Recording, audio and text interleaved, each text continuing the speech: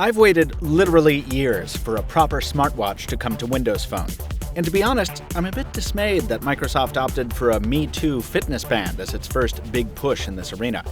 But as I said on today's Pocketnow Weekly podcast, I just can't resist the siren song of a Windows wearable, whatever form it takes. I'm Michael Fisher with Pocketnow, and this is an unboxing and first look at the Microsoft Band.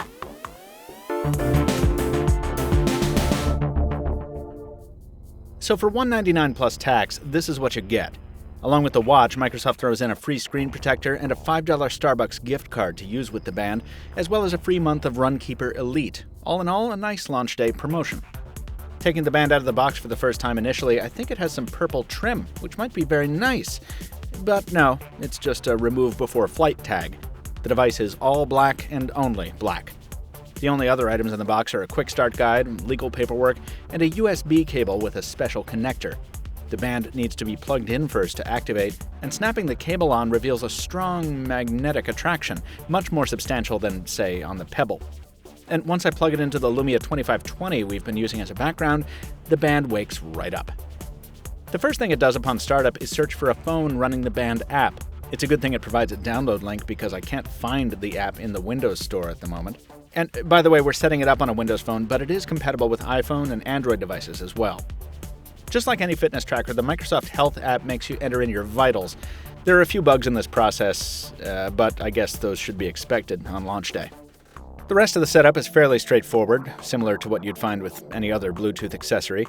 The Health app itself we can go into another time in detail, but in several respects it seems quite similar to most other fitness applications on the market. What we're really here to see, of course, is the band itself.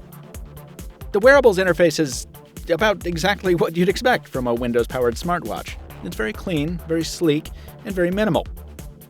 The home screen is referred to as the Me tile, just like on Windows Phone, with just the time and the step counter, and you can also swipe to the right to reveal a small notification tray showing Bluetooth, power, and sensor status. There are only two buttons on the whole device, and pressing one of them, the smaller Action button, cycles through calories burned, steps taken, time and date, and so on. Swiping to the left reveals a slew of other tiles, allowing you to do everything from checking your calendar appointments to keeping tabs on notifications like text, emails, and phone calls. And to a degree, you can handle those notifications right from the band. Cortana's here as well. Pressing her tile gets you to her landing page with current events, headlines, and so on. And pressing and holding the Action button gives you access to the voice interface. Don't ask her what's up, or you'll get burned by her snarky wit. So, what's it feel like to strap on the little device? Well, in short, not so little. Unlike the svelte Gear Fit or the Fitbit, the band is a big, honkin' bracelet. It's meant to be worn on the inside of the wrist so you can read its widescreen display, and there's no provision that I can find for rotating that display or getting it to power on by motion. You have to press the power standby button every time you want it to wake up.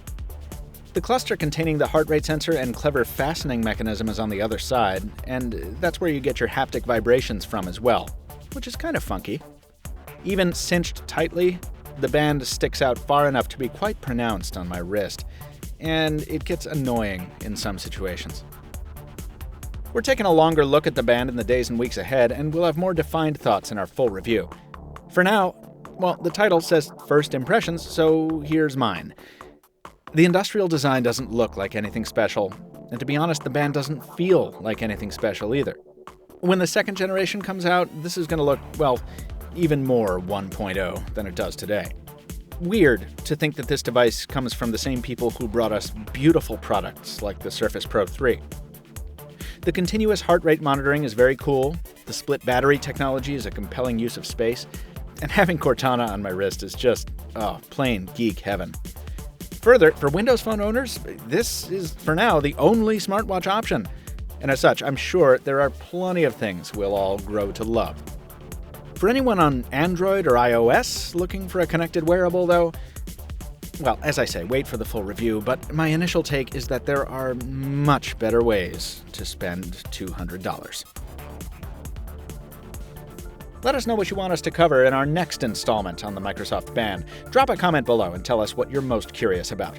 Be sure to subscribe to Pocketnow if you haven't already, toss us a like if you enjoyed this video, and check out other mobile coverage happening right now at our channel page. Till next time, this has been Michael Fisher with Pocketnow, Captain Two Phones on Twitter, reminiscing about that one time at band camp. We'll see you next time.